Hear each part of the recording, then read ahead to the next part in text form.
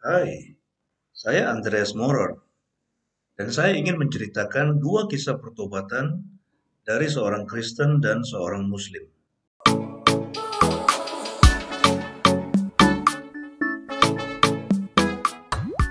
Kisah-kisah pertobatan ini berdasarkan tesis doktoral saya di UNISA, Universitas Afrika Selatan. Saya menyelesaikan tesis saya pada bulan Maret 1999. Judul tesis saya adalah Pencaharian Hidup Baru, Motivasi-motivasi pertobatan orang Kristen dan Muslim. Jika Anda ingin mengetahui lebih banyak tentang riset tesis saya, silakan memperhatikan introduksi di sini atau dalam deskripsi di bawah ini. Harap diingat bahwa kisah-kisah ini nyata, dan saya mengenal mereka secara pribadi. Demi keamanan, saya mengubah nama mereka. Pertama, saya akan mengisahkan kehidupan seorang Kristen yang berpaling kepada Islam dengan alasan berbeda. Namanya adalah Peter, dan ia mengisahkan pertobatannya sebagai berikut. Saya dibesarkan dalam keluarga Kristen tradisional, dan saya pergi ke gereja lokal secara teratur. Dalam masa muda, saya mencari makna kehidupan.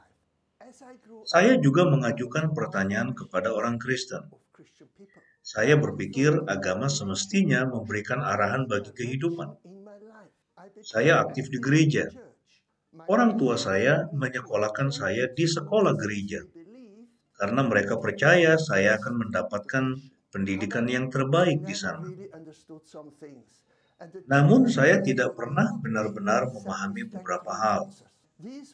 Dan para pemimpin gereja tidak dapat memberikan saya jawaban yang memuaskan. Hal-hal seperti Trinitas atau bagaimana berhubungan dengan Tuhan dan Kristus. Suatu hari, seorang Muslim datang ke rumah kami dan membawa beberapa rekaman di mana seorang pemimpin Muslim berbicara mengenai kekristenan dan Islam. Ia menunjukkan beberapa kesalahan dalam kekristenan dan menekankan superioritas Islam. Awalnya, saya tidak banyak mengerti dan tidak dapat menjawab agama mana yang harus saya ikuti. Untuk menyembunyikan dan menghindari ketidakpastian saya semakin terlibat dalam kegiatan gereja. Saya bergabung dengan paduan suara gereja, terlibat dalam pelayanan orang muda, dan sebagainya. Saya bahkan membuat komitmen yang baru kepada Kristus.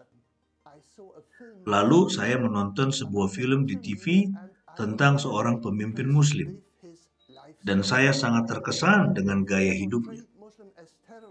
Walaupun media sering menggambarkan orang Muslim sebagai teroris, saya menjadi semakin tertarik kepada Islam. Suatu ketika, dalam sebuah perkemahan, saya bertemu dengan seorang wanita muda Muslim. Saya sangat terkesan padanya.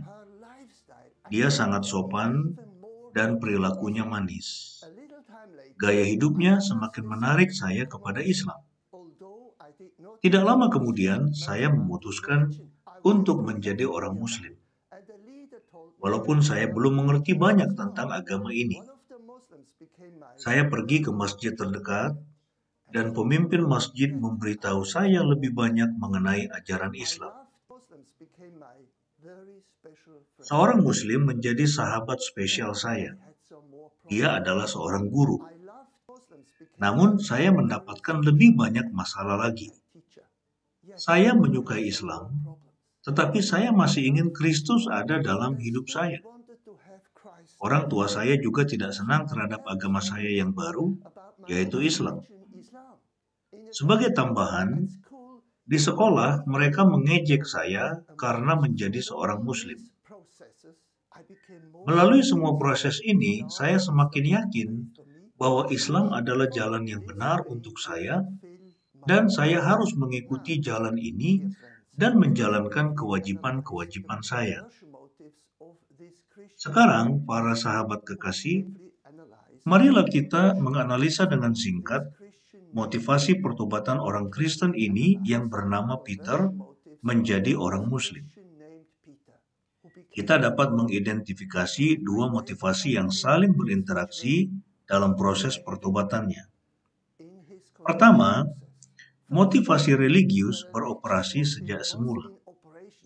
Krisis tidak menemukan jawaban-jawaban yang tepat berkenaan dengan beberapa pengajaran Kristen memulai proses pertobatannya.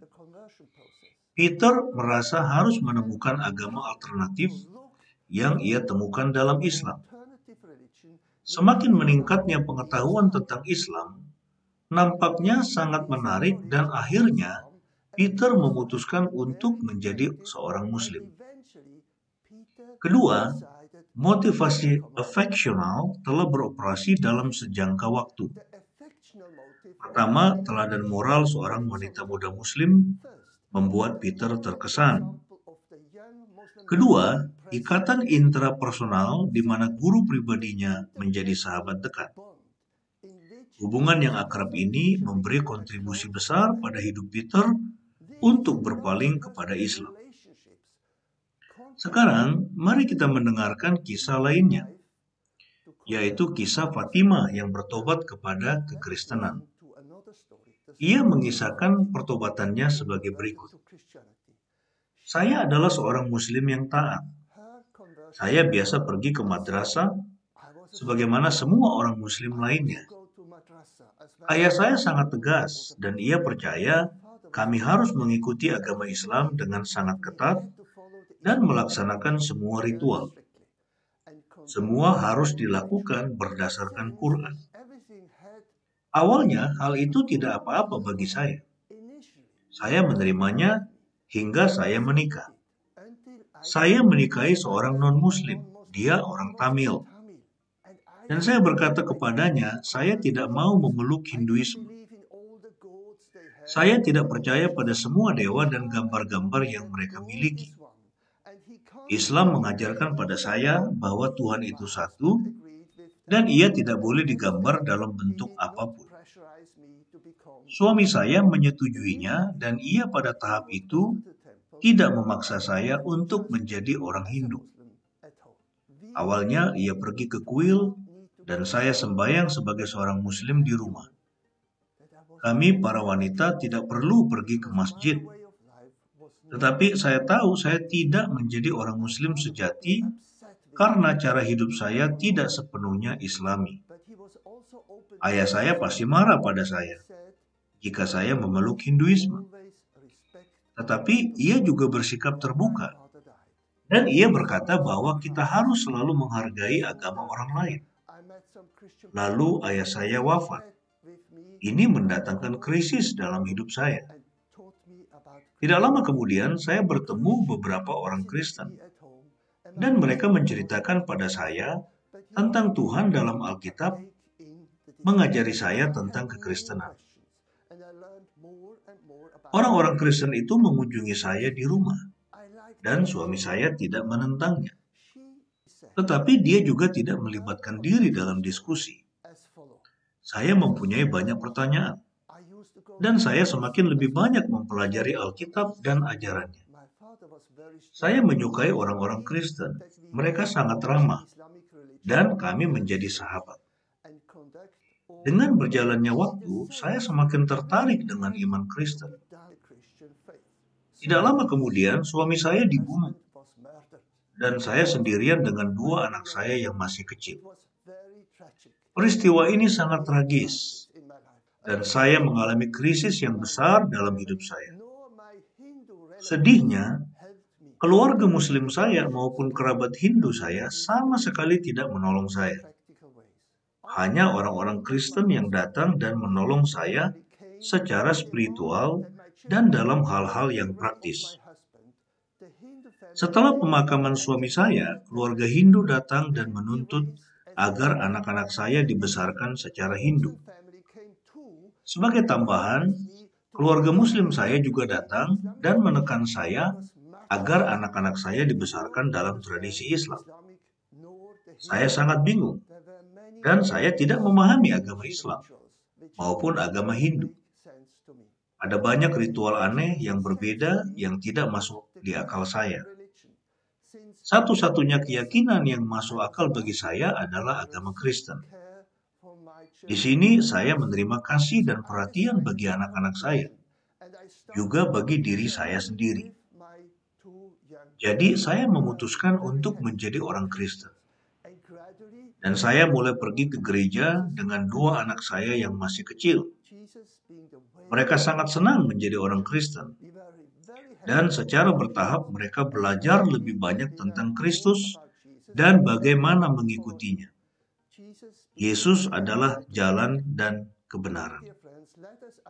Sekarang, para sahabat terkasih, marilah kita menganalisa motivasi pertobatan dari wanita Muslim ini yang bernama Fatimah yang menjadi orang Kristen.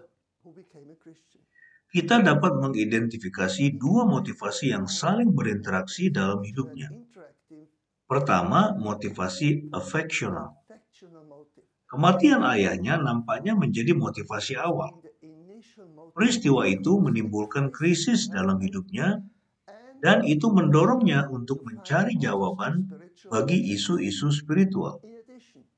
Sebagai tambahan, motivasi yang sama, yaitu afeksi, sedang bekerja saat pertemuannya dengan orang-orang Kristen. Kasih sayang, kehangatan persahabatan mereka menariknya ke arah kekristenan. Kedua, motivasi religius. Fatimah terjebak di antara dua agama. Ingatlah, ia datang dari keluarga Muslim dan suaminya beragama Hindu. Ritual dan tradisi dari kedua agama ini senantiasa merupakan masalah bagi Fatimah, dan ia tidak menyukainya dan menganggapnya tidak masuk akal baginya. Kedua agama ini nampaknya tidak benar baginya. Setelah mempelajari kekristenan dengan para sahabat Kristennya, ia yakin bahwa inilah agama yang benar baginya dan anak-anaknya. Kita dapat melihat bahwa orang bertobat kepada kekristenan dan Islam. Sudah tentu, secara pribadi, saya percaya bahwa iman Kristen adalah iman yang sejati, dan seringkali saya sedih ketika melihat orang Kristen meninggalkan imannya dan berpaling kepada Islam. Tetapi saya juga percaya bahwa kita harus memberi semua orang kebebasan pribadi untuk memilih agamanya yang nampaknya benar bagi mereka. Saya juga yakin bahwa orang Kristen harus mendampingi para petobat baru dalam proses pertobatan mereka tanpa menggunakan kekuatan atau tekanan dalam bentuk apapun. Dalam kisah pertobatan ini, kita dapat melihat bahwa Fatimah ditekan oleh keluarga Muslim dan Hindu untuk tetap setia kepada agama mereka. Di sisi lain, Alkitab memanggil orang Kristen untuk mewujudkan kasih dalam setiap situasi. Sebagai contoh, perhatikan referensi berikut, yaitu Yohanes 13 ayat 34, Yohanes 15 ayat 12, 1 Yohanes 4 ayat 7 dan 21, dan 1 Korintus 13 ayat 4-7. Jika Anda ingin mempelajari lebih banyak mengenai bagaimana bersaksi kepada orang Muslim sebagai orang Kristen, saya merekomendasikan buku saya Ask Your Muslim Friend. Anda dapat mengunduhnya dari website kami. Silakan subscribe pelajaran-pelajaran kami dan mendapatkan literatur kami. Jika Anda mempunyai pertanyaan atau ingin agar saya mengajarkan topik-topik tertentu, silakan menulis di kolom komentar. Sampai jumpa lagi. Semoga hari Anda menyenangkan dan kiranya Tuhan memberkati Anda.